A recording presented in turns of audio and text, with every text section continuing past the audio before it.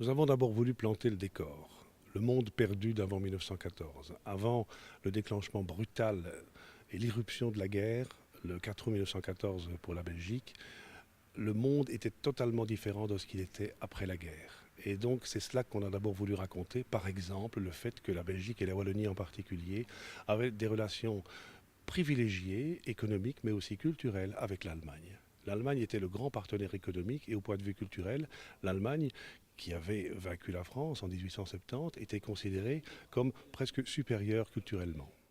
Notre livre part un peu à la découverte ou à la redécouverte de toutes les traces que la guerre 14-18 a laissées dans le patrimoine wallon, patrimoine entendu au sens large, ça peut être des monuments, notamment des cimetières, mais aussi des expressions qui sont restées dans le vocabulaire, des souvenirs, des personnages, des résistants, des martyrs, des lieux très peu connus. Donc on est parti d'est en ouest, donc de l'extrême est, disons, Timistère, Clermont, où est mort le premier soldat belge, le cavalier Fonck, jusqu'à l'extrême ouest ici, à Ploegstert, où s'est passé beaucoup de choses. Et de l'autre côté, du nord au sud, donc il peut être à peu près ici depuis Ploegstert, jusqu'alors la Gaume, Virton et Hette, où il y a eu parmi les combats les plus meurtriers de la guerre 14-18 en Wallonie. Et deux choses qu'on a vraiment remarquées dans nos pérégrinations dans toute la Wallonie et même au-delà.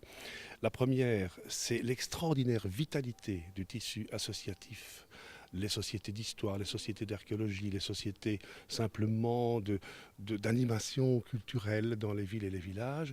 Ce tissu est tout prêt, est vraiment prêt à organiser une commémoration comme on n'en a jamais connu de mémoire d'homme au XXe siècle. Et la deuxième chose, c'est que particulièrement dans une région comme Comines-Noire-de-Ton, mais aussi en Gaume, le travail de mémoire, la commémoration et en aval l'appel touristique pour le tourisme de mémoire se fait sans frontières. On est dans le transfrontalier pur, avec des organisations où il y a la Flandre, la Wallonie, le nord de la France pour Comines-Noire-de-Ton, et où il y a la Lorraine, le Luxembourg, le Grand-Duché, et bien sûr le Luxembourg belge pour la Gaume.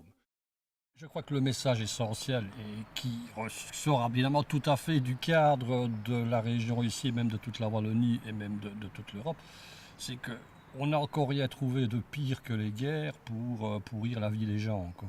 Et ce qui m'a frappé ici dans toutes nos pérégrinations en Wallonie et aux alentours, puisqu'on est quand même allé aussi à Verdun, à Ypres et dans la Somme, c'est le nombre d'horreurs qu'on a pu inventer, les réactions, les indignations, les prises de position que cette guerre a suscité. On a dit c'est la dernière des guerres, plus jamais ça. Or, 20 ans après, on a recommencé.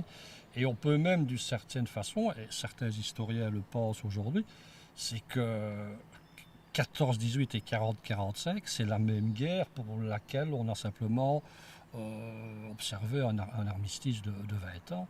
Mais 14-18, la fête, la guerre 14-18, possédait déjà en germe toute une série de conflits potentiels qui ont provoqué la Deuxième Guerre mondiale. Ce que nous, on veut mettre en avant, c'est que l'histoire de la Grande Guerre, ce n'est pas seulement l'Isère. C'est l'Isère, mais par exemple, ce que nous disons de Comines-Noire-de-Ton et ce que nous disons du front de la Lys, nous l'avons intégré dans un chapitre plus large qui se termine par un titre un peu provocateur qui s'intitule Les Wallons de l'Isère. Il y avait sur l'Isère, première chose à dire, une trentaine de pourcents de simples soldats qui étaient wallons et bruxellois.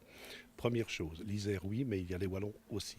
Deuxième chose, les populations civiles, bien entendu, partout, en Flandre, à Bruxelles, en Wallonie, elles ont souffert de la terrible occupation, mais particulièrement de très nombreux villages et des villes de Wallonie, plus qu'ailleurs, ont subi des violences, des exactions, des massacres pendant le premier mois de la guerre qui ne sont pas du tout comparables à ce qui s'est passé ailleurs, si ce n'est bien sûr à Louvain ou peut-être à Termonde. Mais des villes comme Tamines, comme Andenne, comme Dinan, comme Visé, comme Herve sont sorties fin août 1914 totalement exsangues.